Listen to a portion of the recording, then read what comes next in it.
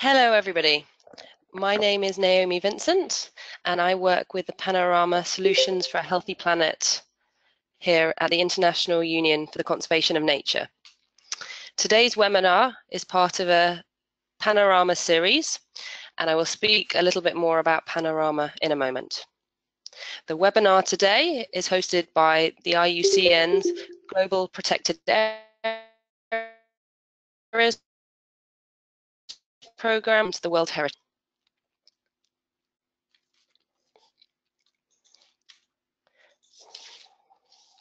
So I will give you a quick overview of today's agenda. I will give you a quick introduction to PANORAMA, as I said. Then I will hand over to Tim, who will give us a keynote speech. Then we will hear from 3 individual solution providers from around the globe, from Jamaica, from the Wadden Sea, and from the Seychelles.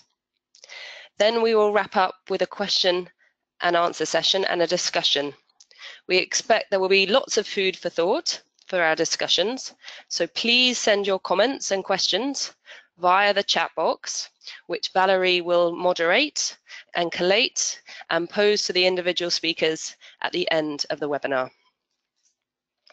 If possible, please state your country and affiliation with your question and indicate which speaker the question is intended for.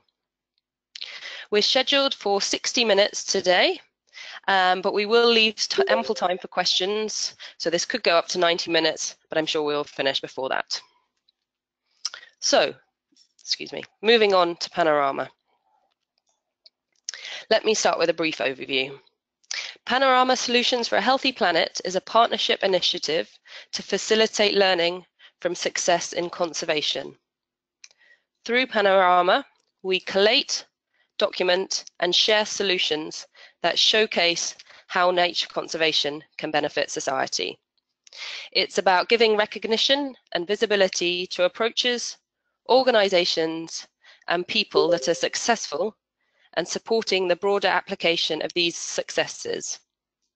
Solution providers can increase leverage and the impact of their work visibly through a global initiative, self-learning, and reflection through the structured case study format that PANORAMA provides.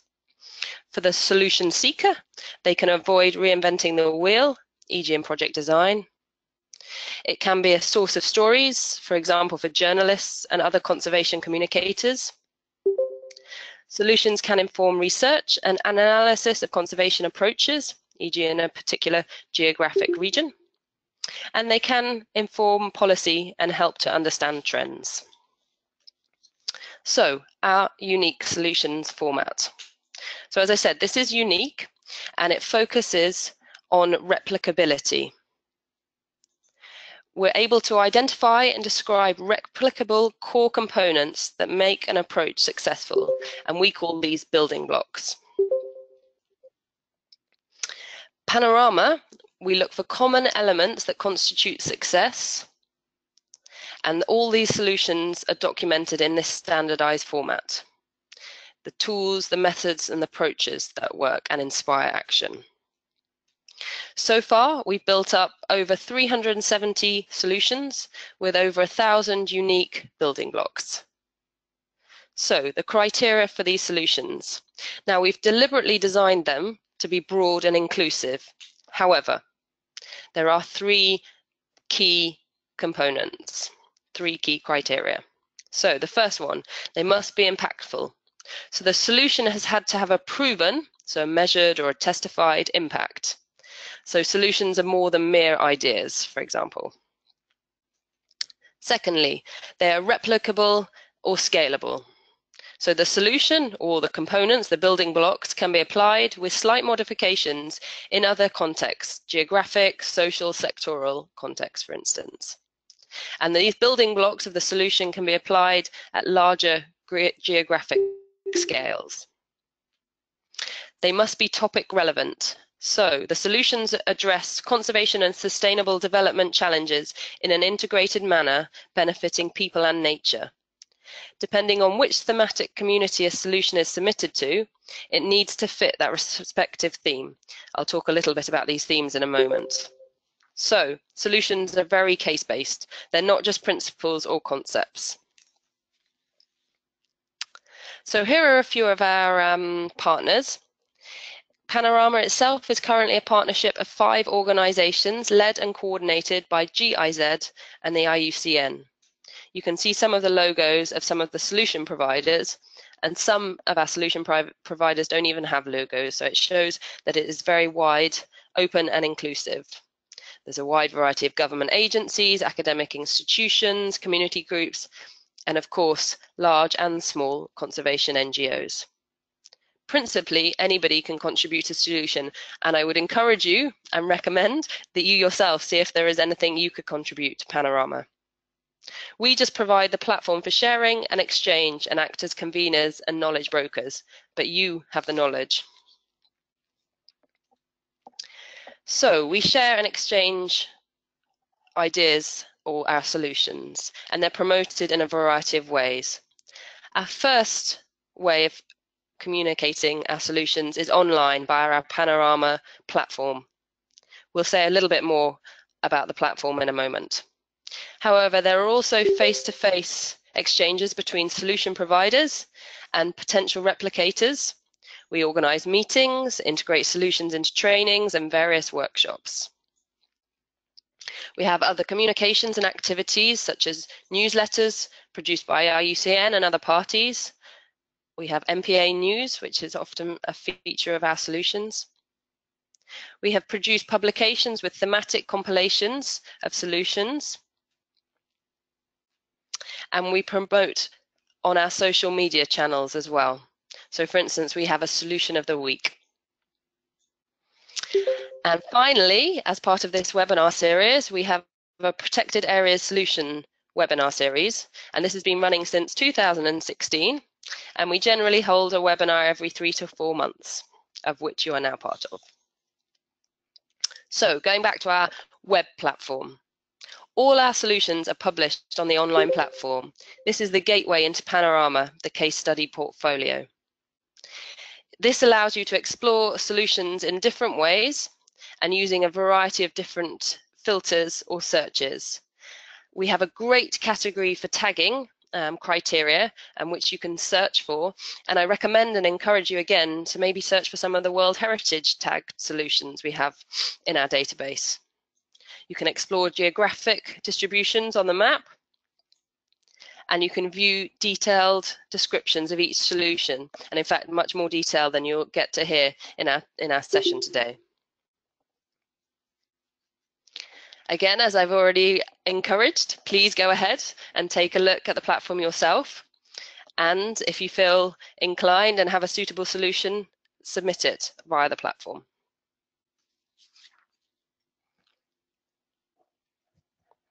So I mentioned briefly we have these thematic communities. Currently we have 4 thematic communities in PANORAMA. However, watch this space. We have more upcoming and we're engaging new partners all the time. Our newest thematic community is the agriculture and biodiversity theme, which started at the end of 2017. These thematic communities reflect the governance structure of the partnership.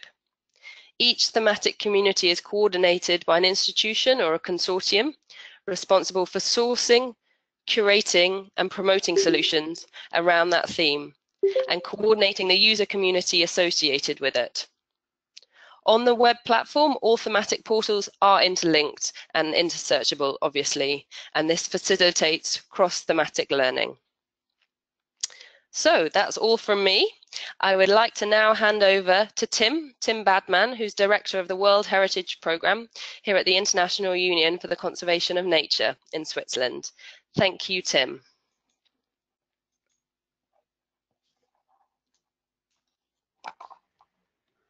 So thanks very much, Naomi. Can I just check that this presentation is now being shared? Hello, Tim, this is Valerie. We can see your presentation and we can hear you loud and clear. Thank you. Okay, that's great. So let me begin. Firstly, I'd like to thank PANORAMA, and I'd like to thank my dear friends and colleagues in the IUCN Global Protected Areas Program for organizing this opportunity for the first time to focus on natural World Heritage sites as part of the work of PANORAMA. What I'll do is just take you through a sense of where we are with World Heritage, but let me start by explaining just very briefly for those of you that may not be familiar with World Heritage, a little bit about the convention and also a little bit about IUCN's role within it. So as IUCN, we have a long-standing relationship with the World Heritage Convention. We are the advisor to the governing body of the World Heritage Convention, the World Heritage Committee, on all matters to do with nature conservation. That's a role we undertake in partnership with two organizations that focus on cultural heritage and also our dear friends in the UNESCO World Heritage Center. And it's a role that we've had since the very beginning of this World Heritage Convention in 1972. So every year we attend and speak and present our advice to the World Heritage Committee. And in this slide, you can see, if you've never been there, what the World Heritage Committee looks like and what I look like when my hair was shorter. So my hair was longer, sorry, with IUCN's work presenting to the World Heritage Committee. World Heritage Sites, though, many of you will know the name, but these are places that are recognized as the planet's most significant protected areas. They're protected through the instrument of the World Heritage Convention, and they are protected because of what the convention recognizes as what is called in the convention their outstanding universal value, the OUV of the World Heritage Site. Outstanding universal value is a measure of significance, of conservation significance, and this diagram gives you a sense that it's the highest global test for significance that we can find. It sets World Heritage Sites apart in their level of significance from other sites that are recognized as internationally significant. But we see World Heritage as part of the global continuum of the recognition and protection of areas for nature conservation. And through the World Heritage Convention, when sites are listed, they are recognized by the intergovernmental community as so significant that their protection is a common duty. So it really couldn't be a more solemn and important recognition of significance. World Heritage Sites themselves, as a select list, are small in number. This slide just gives you three key figures about the coverage of World Heritage, natural World Heritage Sites at the moment. So about 1 in 4 of all of the World Heritage Sites are listed for nature conservation values, 241 sites currently listed globally. But these include some very, very big protected areas. So in total, the 294 million hectares of natural World Heritage Sites are more than 7% of the total area covered by the more than 200,000 protected areas that there are on the planet. So World Heritage Sites, apart from the leadership and the iconic value that we see them for protected areas, are in themselves a very large part of the global protected areas estate. Let me turn now to just a few slides that speak to how the World Heritage Sites are performing, and this gives you maybe the sense of why World Heritage Sites need to both contribute to finding solutions for protected areas, but also need the type of support that networking of protected areas can provide. So IUCN has been producing for the last number of years, and I think some of my team who've been the people making this happen are on this call, that IUCN has been producing a new assessment, a full global assessment of natural World Heritage Sites, the IUCN World Heritage Outlook, launched in 2014 at the last IUCN World Parks Congress, and with the first repeat assessment that was undertaken in November last year and launched at the UNFCCC meeting in Bonn. The IUCN World Heritage Outlook makes a conservation assessment of every one of the 241 natural World Heritage Sites. It assesses their conservation outlook based on 4 ratings that you see here on the gauge that we use for communicating how sites are doing, and its assessment that looks at values, threats, management effectiveness, and its objectives are to both recognize success to track conservation performance over time, but also to identify where the issues are where World Heritage Sites could improve their work. Now, in November 2017, the World Heritage Outlook was launched for the second time, and this slide just shows you some of the headline results of that assessment. So firstly, if we look at these World Heritage Sites, our most iconic protected areas, we're still only at a situation where 2/3 of these sites have got a good conservation outlook, a rating in the green, although I'm pleased to say that all 3 of the sites that are presenting solutions here are all sites rated in those green categories.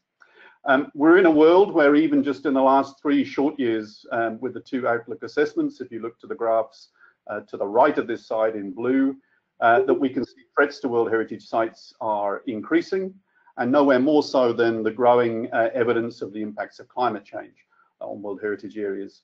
The last part of this slide in the bottom left-hand corner, the set of 4 bar graphs, shows us that one really significant concern about World Heritage Site performance is that there's a slight drop, we think, in the last 3 years in the quality of protection and management of World Heritage areas. So management effectiveness has dropped slightly. And one of the areas where we've seen that loss of quality of management has been around all the parts of management effectiveness that are about the connections to people and to communities. So we'll hear something about that in the solutions. Let me then just say that it's World Heritage Outlook is also about trying to step us from a focus only on the conservation of nature, biodiversity and geological and aesthetic values, the reasons World Heritage Sites get listed, to a much broader look about the way World Heritage Sites show better performance for protected areas, the leadership that they can demonstrate, and how their challenges, opportunities and successes give us the sense of how good nature conservation can be successful. So there's a real synergy with the ideas behind the World Heritage Outlook and the goals of PANORAMA that Naomi has explained. Beyond that, we're increasingly looking at the benefits that World Heritage Sites provide to people over and above their core nature conservation values. So we're working on trying to document and understand how World Heritage Sites can contribute to many different areas where PANORAMA is trying to project solutions, the ways in which they make economic contribution to people and give local benefits to the people that live and work with World Heritage, but also how they contribute to global level challenges and issues such as the threats from climate change and the need we all have to implement the Sustainable Development Goals. One report we've issued on this is on the benefits of natural World Heritage, also issued in 2014, and colleagues in the team were centrally involved in leading this work. But this tells us that beyond their core nature conservation values, World Heritage Sites are indeed making a very major contribution to economies. They're making a major contribution to the storage of carbon that helps to deliver the mitigation of climate change that we need. And they have roles such as the mitigation of threats from hazards. So we can see, along with a range of other benefits that World Heritage Sites provide, that the challenge of getting good results from World Heritage is much more than the particular focus of the World Heritage listing, and it is about leadership for protected area solutions.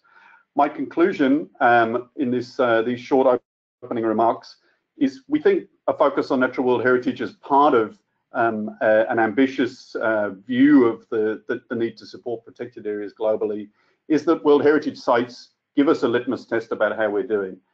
If we can't protect these most significant protected areas, what does that tell us about our level of success in protected areas more widely?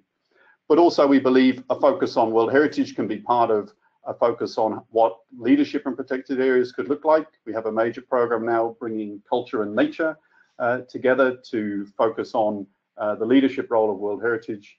And lastly, as we see a world where threats increase, it's really more and more important to share the positive stories to share the inspiration that World Heritage Sites can provide and the solutions that they offer. So again, Panorama gives us a golden opportunity to be able to do that. With that, I'd like to conclude, to thank you again for this opportunity to speak. You can see here where to find out more about us, and I'll circulate by a web link the link to the World Heritage Outlook. I'll look forward to the discussion, the presentations, and any questions you may have. Thank you very much. Thank you very much, Tim, for that great presentation. I would now like to hand over to Dr. Susan Otuokon, who is the Executive Director of the Jamaica Conservation and Development Trust. Thank you, Susan.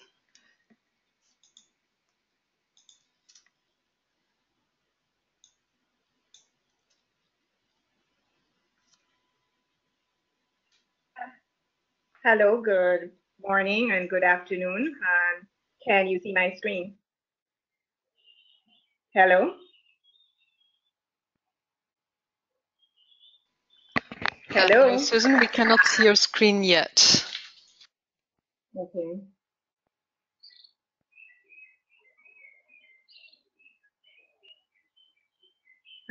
Well, just while it's coming up, happy World Heritage Day. And let me go back to and thanks for the opportunity. As was indicated, I'm the Executive Director of the Jamaica Conservation and Development Trust. It's a national NGO that manages the Blue and John Crow Mountains National Park and World Heritage Site on behalf of the relevant government agencies. And so I'll be sharing on some of the work that we've been doing, and just to highlight that this is a natural World Heritage Site, but it's also cultural. So it's one of the 35 mixed sites that Tim mentioned in his presentation. Is my screen up now? Not yet, Susan. You need to click on the share screen button that should have come up a second ago. Let's try again. Seeing the share screen button. It should pop up just now. Oh, yes, I see it. I'm sorry. Go ahead. Great. We can see it now. Thank you. Go ahead. And I have given my introduction, so I can just move on. That's the Blue Mountains in the background behind some of our communities, and I'm sharing on involving local communities in protecting natural and cultural heritage. And okay, doesn't want to move on.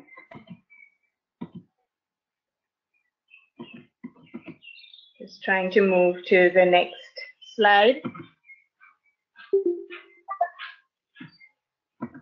Okay, there we are. So in summary, the Blue and John Crow Mountains are two ranges in the eastern part of the island of Jamaica. And there are about 52 communities in the mountains around the national park. And our approach to management is that they must be protected, they must be involved in protecting the natural and cultural heritage to ensure long-term protection of the World Heritage and other values. So the World Heritage is located at the core. It's a preservation zone of the national park, and the World Heritage values would be biodiversity, and the cultural heritage relates to the indigenous Maroon communities and their successful fight to secure their sovereignty, which still they retain today. And then an important value otherwise would be water. So we believe strongly that because the communities are all the way around the national park and World Heritage Site, we've got to involve them. In terms of the context within which we manage, there are three main challenges that we face. One is limited resources for management, both financial resources, and that of course then affects human resources and other things, vehicles and so on. But one of the ways we address that in Jamaica is that we have this co-management partnership between government and non-government organizations. Another issue that we face is that our rural mountain communities are generally high poverty levels, and they have limited income generating opportunities, mostly in terms of agriculture, and sometimes the practices that are used are inappropriate and lead to land degradation and reduce biodiversity in the mountain slopes around the national park. And if the area around the national park and World Heritage Site is degraded, then we have the concern that that is going to have a negative impact within the boundary and create stress and threats, and we do face that. So we want to encourage appropriate agricultural practices, and we want to encourage sustainable livelihoods for people in these areas. So the first of our building blocks is building relationships with the communities by working together. And we really try to focus on relationships, not just opportunities where we implement a project and move on, but that over time we have a relationship, which has to be, of course, a two-way street. And the communities have needs, and the park management also has needs. We are seeking to assist each other, and sometimes we have different views on what that assistance needs to be, but we recognize the significance of the communities and their requirements. So our most recent example of this is where we now have two projects, both funded by the Global Environment Facility Small Grants Program in Jamaica. And we have a regular meeting or committee with our maroon communities. And in our discussions, we recognize the need for funding of the things that both park management and community groups want to do in terms of sustainable livelihoods. And coming out of this, the park management was able to access funding for projects linking natural and cultural heritage, which includes a study to assess the Jamaican hutia, or coney. That's the animal to the bottom of the screen. And it's protected across the island, but it's an animal that the Maroons traditionally have hunted, and which they have stopped hunting because of the legislation. But there's a reported population increase and possible impact on agriculture. So the community wants us to do something about it, and said the first thing we need to do is a proper assessment so we can identify distribution and population and come up with potential solutions. One of which the community is looking at possible coney or hutia hunting tours, where they take people out with the opportunity of seeing the coney, but not killing it in terms of hunting. The other thing is that coming out of that, the community has been able to get a project for themselves. And this will look at agroforestry, agrotourism, and a number of community projects. So our national park project is at the management and policy and planning level, whereas the community project is much more practical projects on the ground. In terms of building block number 2, we're addressing community income generation needs through tourism. And I already referred to an example coming out of the need for nature conservation of this particular species, the Jamaican hutia. It's endemic to Jamaica. It's a threatened species. We want to protect it, but at the same time, if the community has concerns that it's eating their crops, then we need to find ways to work together to conserve the animal and try to find new ways for the community to generate income.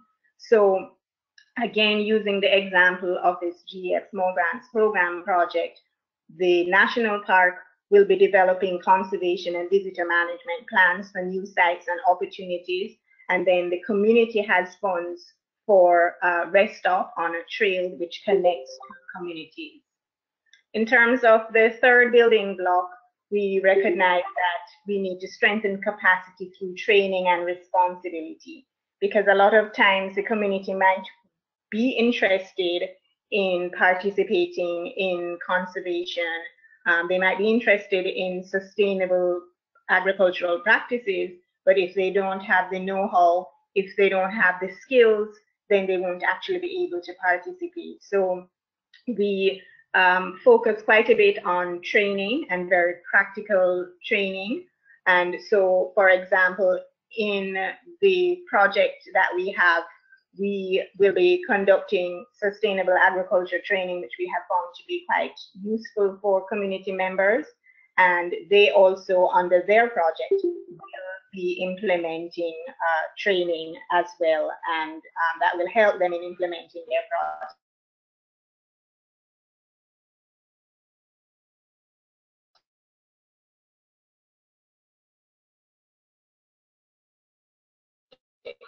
Through conservation and sustainable livelihoods, the community groups have been able to access funding and have been able to identify opportunities for sustainable livelihoods and income generation. And so they're being able to implement sustainable livelihoods and income generation activities that support and depend on conservation of both natural and cultural heritage.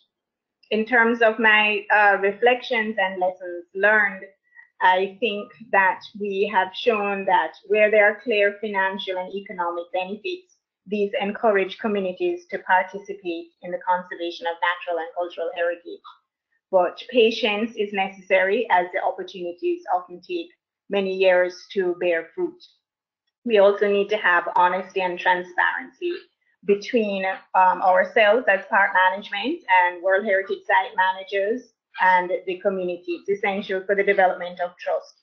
So, for example, when the communities were complaining about the hutia and it's eating their crops, we had to say, well, we can't support you going out to hunt and kill these animals for food. Yes, it's a traditional cultural practice, but it's no longer really needed. So what we will do is find the funds to conduct an assessment so we can work together. They will be involved as some of the guides, and they will learn skills with respect to research in the field. And finally, we are certain that having supportive communities are essential for natural and cultural heritage conservation. Thank you very much.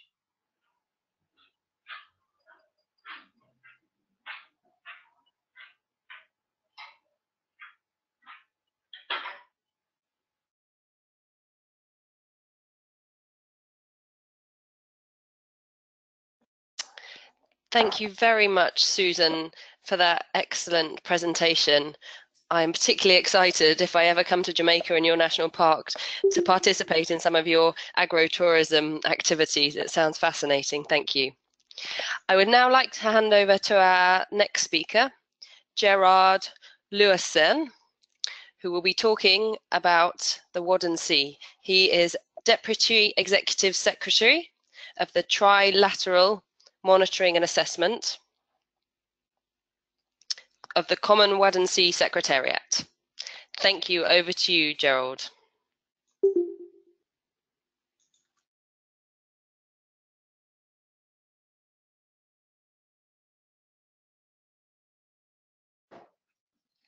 Okay, can you see me? Hello, Gerold. We can see you. Hello, Gerold. We can see you, and we can hear you loud and clear. Okay, thanks. Thank you, Naomi, and thanks to Tim for the introduction of Natural World Heritage Sites. Ladies and gentlemen, good afternoon. Thank you for giving me the opportunity to present the East Atlantic Flyway Partnership for the conservation of the tidal flat ecosystems Banc and Wadden Sea, the framework of this Panorama webinar.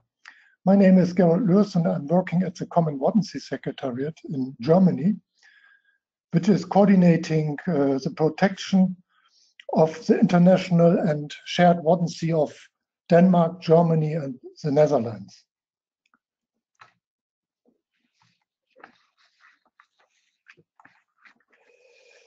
At first, I would like to give you some information about the World Heritage Sites Waddensee and the Parc National Banc.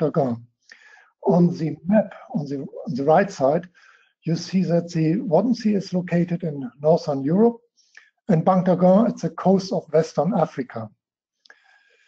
Both are very similar tidal flat ecosystems, and they have, with almost 12,000 square kilometers, nearly the same size, and they are characterized by their high biodiversity.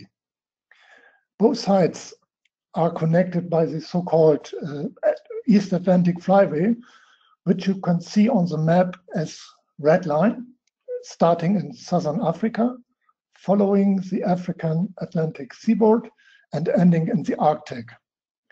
Migratory birds populations are using this flyway 2 times a year. In spring, they are flying from the wintering site in Africa.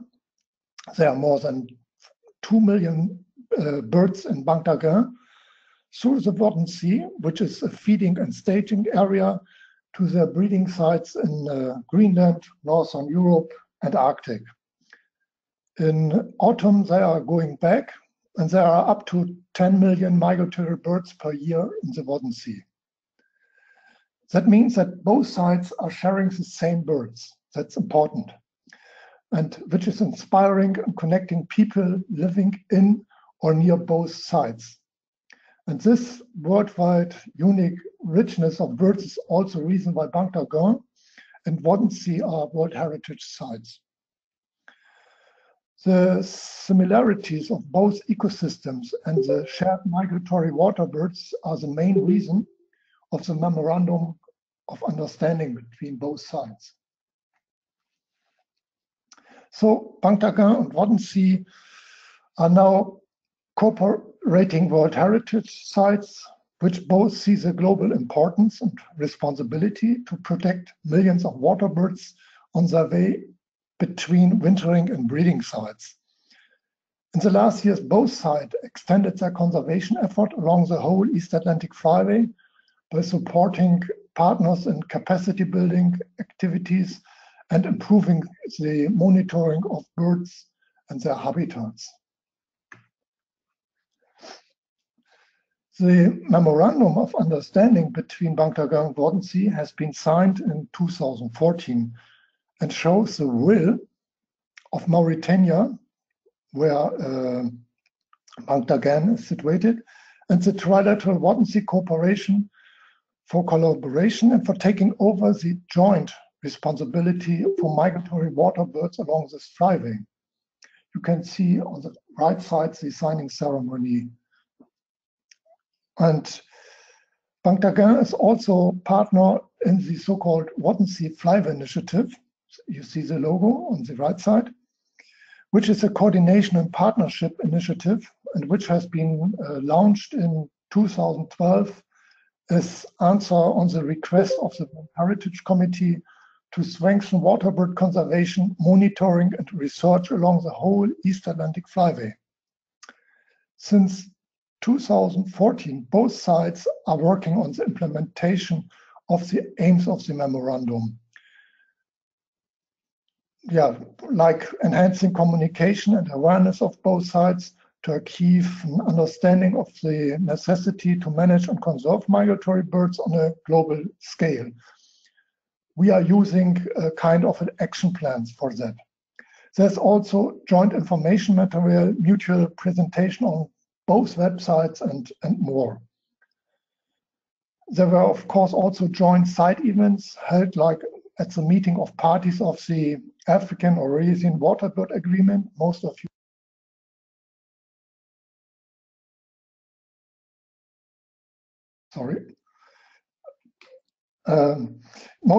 know it as AEWA or the World Heritage Sessions. Both sides also supporting Guinea-Bissau to bring the Biagos as a very important and crucial waterbird wintering site on the World Heritage list.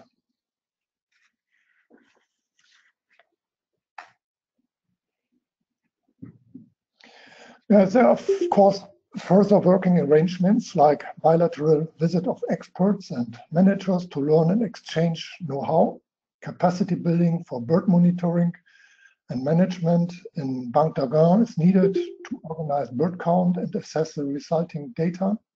And there's also the still ongoing effort to exchange experience with other global flyway networks like the East Asian Australasian Flyway, which is comparable to the East Atlantic Flyway, but it's just on the other side of our planet.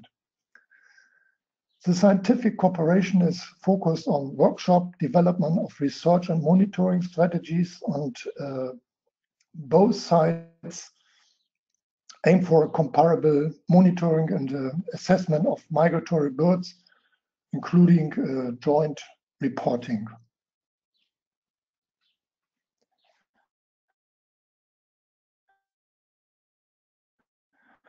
That of enhanced knowledge on both sides, especially concerning conservation, management, and sustainable use of this kind of ecosystems. In the MOU, we are still learning that different mentality and perception of nature leads to a different view on management. Both ecosystems have also differences which have always to be considered. For example, the marine part of Banc is surrounded by wasteland, the Wadden Sea by intensely farmed marshland. You can certainly imagine that economy, education, and climate are also very different. Both sides are aware that most research activities, that more research activities are needed, like the reaction of the ecosystem on climate change. A scientific workshop to deepen the knowledge on the resilience of Banc is planned at the end of 2018. Under the head of the Wadden Sea Flyway initiative, both partners will promote and support conservation activities along the African Atlantic coast. I mentioned already the support of Biagos in Guinea-Bissau to become also a World Heritage Site. As reflection, I would say that in protection of birds and their habitats, or in this case, big ecosystems, people of all social levels have to come on board.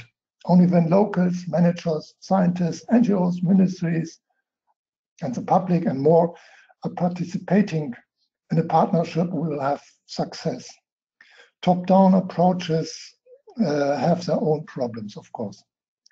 In my view, it is also very helpful to establish continuous personal and trustful contacts between responsible managers with a regular exchange of information and know-how. And of course, long-term financial support of MOUs or partnerships is crucial, but it is always hard to bring this up. And what is also important, in my view, is the approach to start the protection and management of the whole flyway by the World Heritage Sites, probably as a kind of mentoring partners for smaller sites, is certainly worth to think about. Yeah, this was a short overview about the partnership between Parc National Banc and the Wadden Sea. If you have questions or if you'd like to know more, please see my contact below. Yeah, thank you for giving me your time, and thanks for listening. Bye.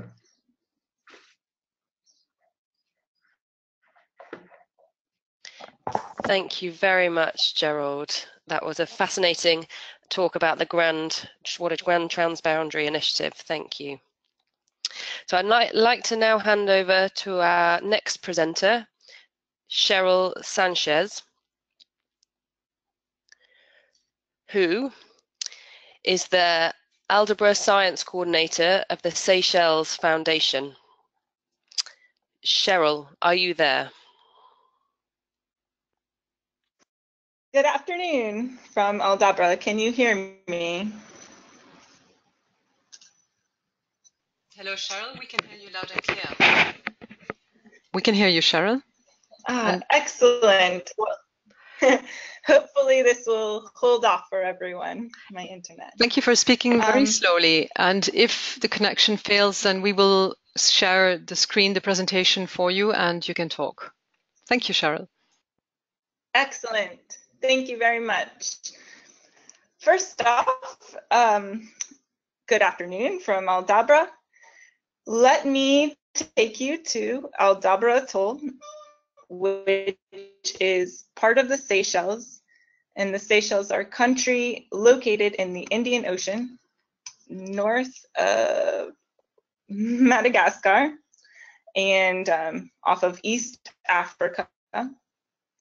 Aldabra Atoll is run by the Seychelles Islands Foundation, which I'll refer to as SIF, which is a public trust and established by the government in 1979 with the aim of managing and protecting the 2 UNESCO World Heritage Sites of the Seychelles, including Aldabra Atoll. Historical exploitation of green turtles on Aldabra Atoll has led to a dramatic decline in numbers of nesting turtles, with the lowest numbers observed in the late 1960s. In 1968, turtle protection regulations were implemented throughout the Seychelles. Aldabra Atoll was designated a special reserve managed by SIF, then became a UNESCO World Heritage Site. Turtles at Aldabra Atoll have been well protected, both in law and in practice, with turtle nesting beaches strictly protected from poaching, development, and pollution. The protection has been accompanied by consistent monitoring of turtle emergencies, and these successful conservation efforts have boosted the turtle population over a period of 40 years. Aldabra Atoll now holds one of the largest nesting rookeries for green turtles in the West Indian Ocean. The green turtle has historically been exploited for meat and eggs on Aldabra. In the late 1800s, a small settlement was built for commercial exploitation. A record from 1926 states that over 1,000 turtles were taken, consisting mostly of nesting turtles.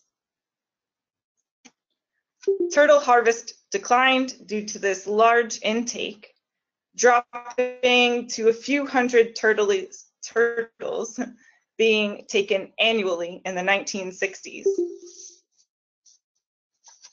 Following implementation of protection and regulations, Aldabra changed from being a place of harvest to an area of protection, conservation, and recovery. And green turtles were no longer seen as just a food source. Aldabra has been operated since early 1970s, strictly as a research base, occupied by usually no more than 20 inhabitants. Now, let's jump into our building blocks. In the early 1970s, ecological assessments were carried out by scientists from the Royal Society of London. SIF was established, and recognizing the value of Aldabra's atolls, both terrestrial and marine ecosystems, it was declared a special reserve in 1981, and later, due to its outstanding universal values, proclaimed a UNESCO World Heritage Site. This meant no extraction of resources, no destruction of habitat, and legal protection of the marine protected area. This legislative and legal framework provides the basis and support for protection of Aldabra and its biodiversity, which further strengthens the legal protection of the nesting and in-water habitat of this area. Now that you have a protected area, it's important that there's some sort of enforcement. Through the Aldabra Research Station, the Seychelles Islands Foundation has been actively present on the site. Furthermore, monthly patrols are conducted to the majority of Aldabra's beaches, and other research activities take staff to various parts of the atoll weekly. As a result, there's a strong presence around the atoll. Being such a remote location, this active and continuous presence deters turtle poachers from the atoll and also enables poachers to be stopped if caught. So there are many challenges involved, including needing boats, fuel, someone to fix the boats in this very, very isolated place. So qualified personnel on Aldabra is essential. The third part, the third building block, is that now you have a protected area, it's being enforced, and you want to also be able to document those trends and assess the effectiveness. At the Aldabra Research Station, SIF implements long-term monitoring programs of species and habitats. The results of these programs are used to advise and assess effectiveness. Set up by Dr. Jean Mortimer, a turtle track monitoring program has carried out consistently across the 52 nesting beaches on the outer edge of Aldabra since 1980. Each morning, there's an index nesting beach where turtle tracks are recorded, while at least almost every month, the other beaches are visited as well, those more remote beaches. Analysis of data from 1968 to 2080 concluded a 500 to 800% increase in the green turtle population, which is incredible.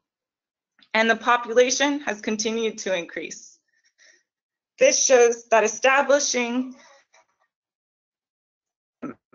protected areas where turtle nesting habitat is undisturbed and adult turtles are safe is an extremely effective tool in conservation of especially this species, and can be a primary management approach. This not only includes the nesting beach, but also includes protecting the fringing reef, where females may remain during their consecutive nesting attempts. What's important is that this protection is atoll-wide. The strict protection of Aldabra meant that any turtle exploitation and all turtle poaching activities ceased. Coast remained undeveloped, and the introduction of invasive predators has been minimal, ultimately resulting in an increase in the population of nesting green turtles. Consistent and standardized monitoring has allowed documentation of success of this solution. Aldabra now represents a successful model for effective turtle conservation for protected areas in the region, and the green turtle population is a national pride.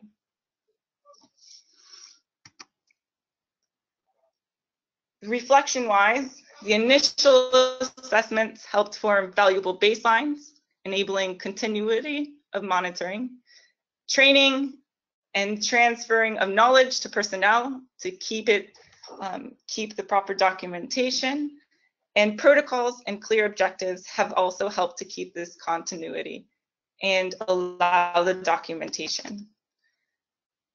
I hope that this has been it's been a pleasure to share one of the stories of Aldabra, and we hope this very successful conservation story is inspiring to others. Thank you for letting us share it.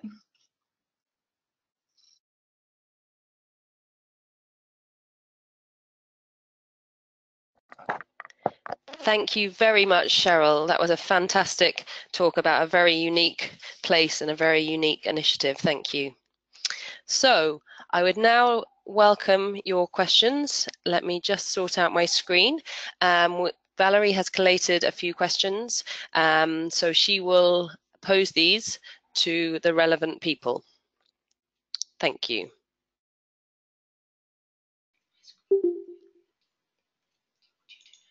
So we have a few questions that came in. Thank you very much. If you have any further questions, please don't hesitate to share them in the chat box, telling us who you are, what your affiliation is, and who the question is for.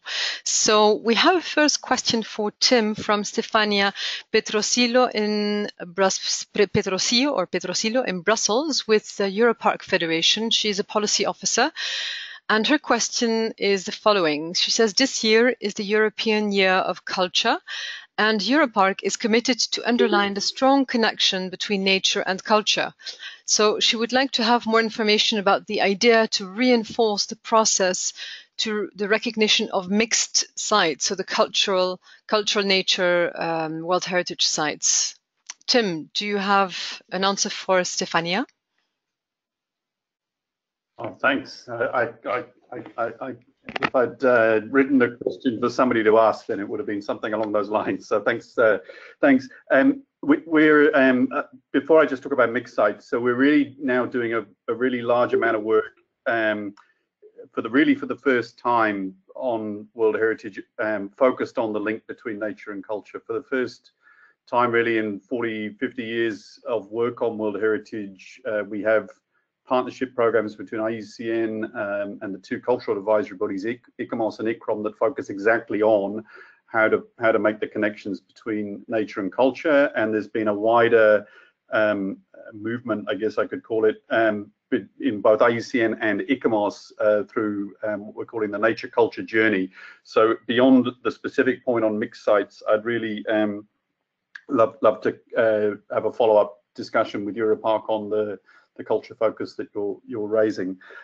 Specifically on mixed sites, so with ICOMOS, who evaluate the cultural values of sites, we're trying to essentially do much better at assessing sites together. One of the problems that World Heritage has had for mixed sites is World Heritage is complicated and expensive to make nominations, and then mixed sites have often been had life made difficult for them, I should say, because IUCN and ICOMOS were sort of separately evaluating the nature values in one conversation and the cultural values in a different conversation. And in fact, the Blue and John Crow Mountains was submitted twice to the committee, and once when we weren't talking much to each other, and once when we have. We're now trying to do much better on the evaluation process, but we're really trying to see that the culture connections are not limited only to mixed sites. So we're reforming the evaluation process to make it simpler. We have some ideas for joint panels between IUCN and ICOMOS. We now provide a lot of support upstream as best we can to sites that have got ideas, but we think the future of World Heritage is to be setting a standard for recognizing that culture nature connections are not limited to mixed sites, but actually part of cultural landscapes and part of nature conservation sites, and nature's part of cultural World Heritage listing. So we can share the bureaucratic detail of what we're doing if you like, but the simple point is we're really trying to make these connections very strong now.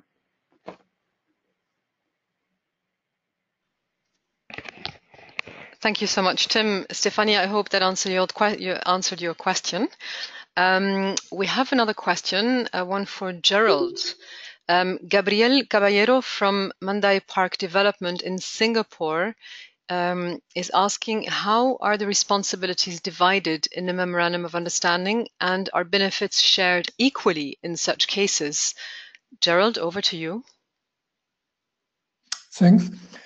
Yeah, the benefits are of course shared. We have a common action plan with Banc, and for the different activities, Wadden and Banc is more or less paying the same. And of course, the Wadden Sea has much more experience in nature management. We are cooperating since nearly 40 years already.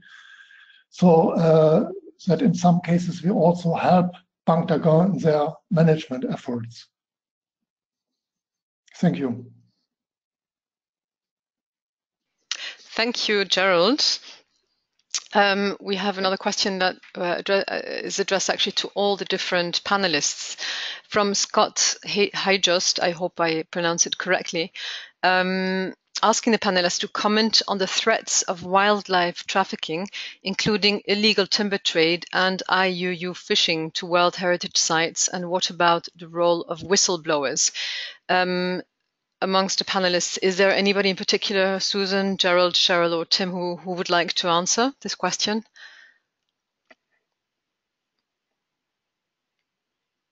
Sorry, Timmy.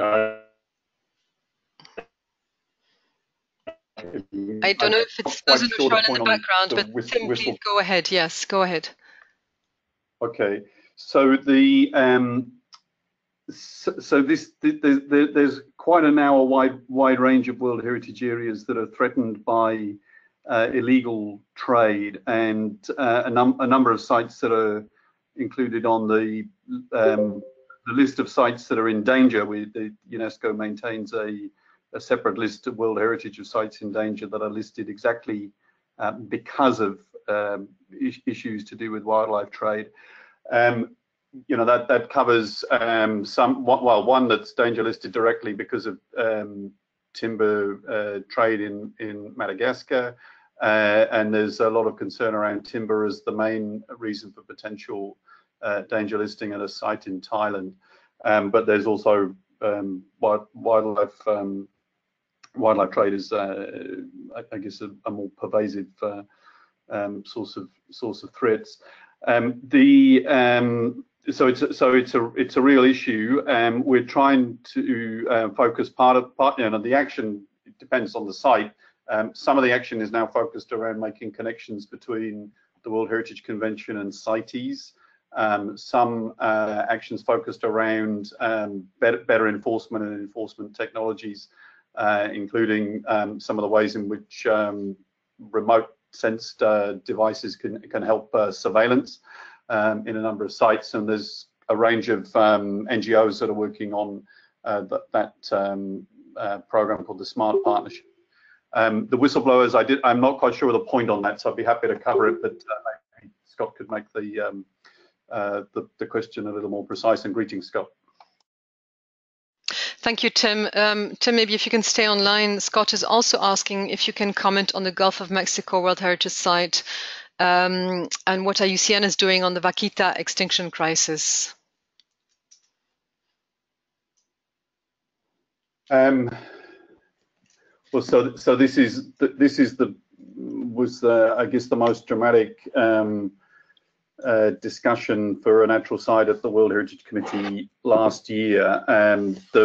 The action focus right now is Mexico's lead in the issue. Sorry, people are not familiar with the issue. The vaquita is a small cetacean threatened desperately with extinction, and threatened by an illegal trade in a different fish species, which is also highly endangered, and it's a site in Mexico.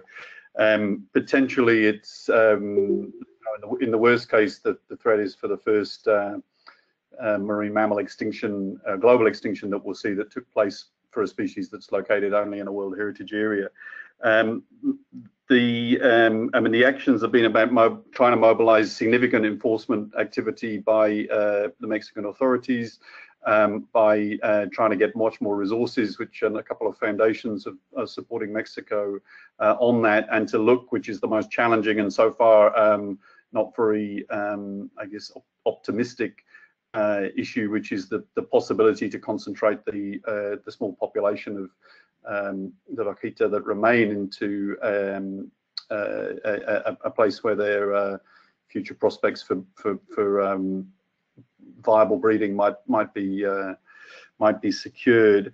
For IUCN specifically, what IUCN has been doing is following through our Species Survival Commission Cetacean Specialist Group, that process. So we've had several missions now to the site, and we've got members of the Cetacean Specialist Group involved directly in the expert group supporting that issue. But it's a very major conservation issue for the site. We proposed the site should be on the danger list last year, and that will be discussed again this year.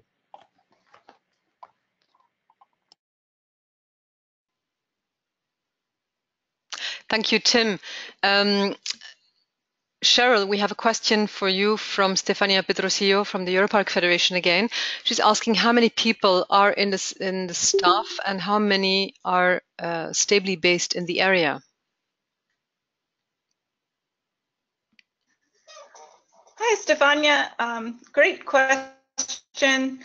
We have 13 sort of areas where we can have a maximum of 13 staff, and then some accommodation for visiting researchers. So generally, we have a staff of 13 mixed of logistics staff and research staff in order to do all the monitoring and keep the research station running.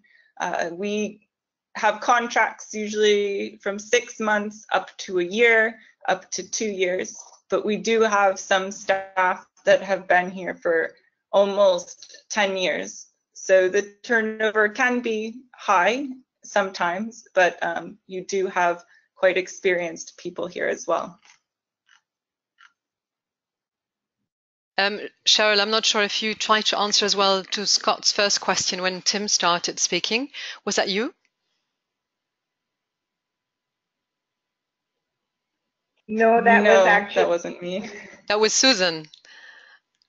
Yes. Susan, I was only going question for you anyway. I'm not sure if you would still like to address Scott's question that was already answered by Tim. Maybe you have something to elaborate on. No, I was only going to say that I think in our context, because we have had in the past issues with illegal export of the giant swallowtail butterfly, Pachorus homerus or Papilio homerus, and the education that we did with local people really assisted with reducing that trade significantly. Okay, thank you, Susan. And please stay connected. Naomi Vincent is asking, how have communities established equitable benefit sharing from sustainable tourism activities? Okay, good question. So one of the almost, I would say, advantages of our work is that the communities are located all around the national park, and then the World Heritage Site is at the core. And as managers of the site, we are trying to keep the numbers of visitors, although we want to increase the number of visitors significantly in some areas of the national park in particular, and not so much in the World Heritage Site. There's a lot of scope and potential for the local communities to benefit from visitors outside of the national park because of the issue of access and roads.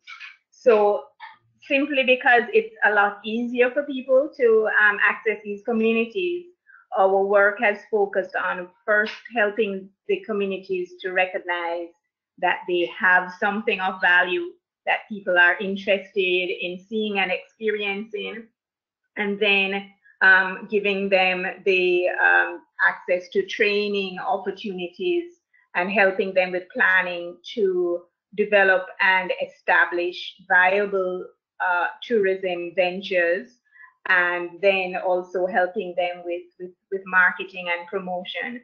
And so we find that just because of the location and so on, there's really lots of opportunities that communities can take advantage of that are outside the national park, and we're encouraging that.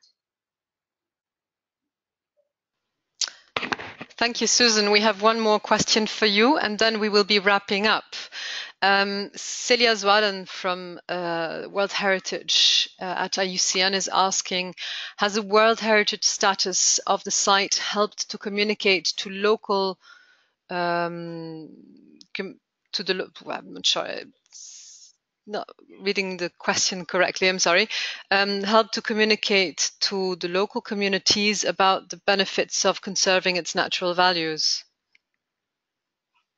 Yes, we have definitely found that, partly because people from the outside are visiting communities, are asking questions and showing a greater interest in the area. And as the communities are seeing that, it's proof of what we have been telling them in our education program. And they are seeing increased interest, and from the public and from national as well as international public, and that is increasing of the communities and helping them to realize that they do have something that is important to conserve. And the good thing too is that because a lot of the biodiversity and the cultural heritage is also located within the communities in their backyard before the boundary of the protected area, they have a lot that they can show to visitors without even having to go into the boundary of the protected area. Excellent. Susan, thank you very, very much. I'm handing over to Naomi for the wrap-up. A very, very big thank you to all participants, and a big thank you to all our presenters for sharing those valuable insights and taking their time. Thank you very much.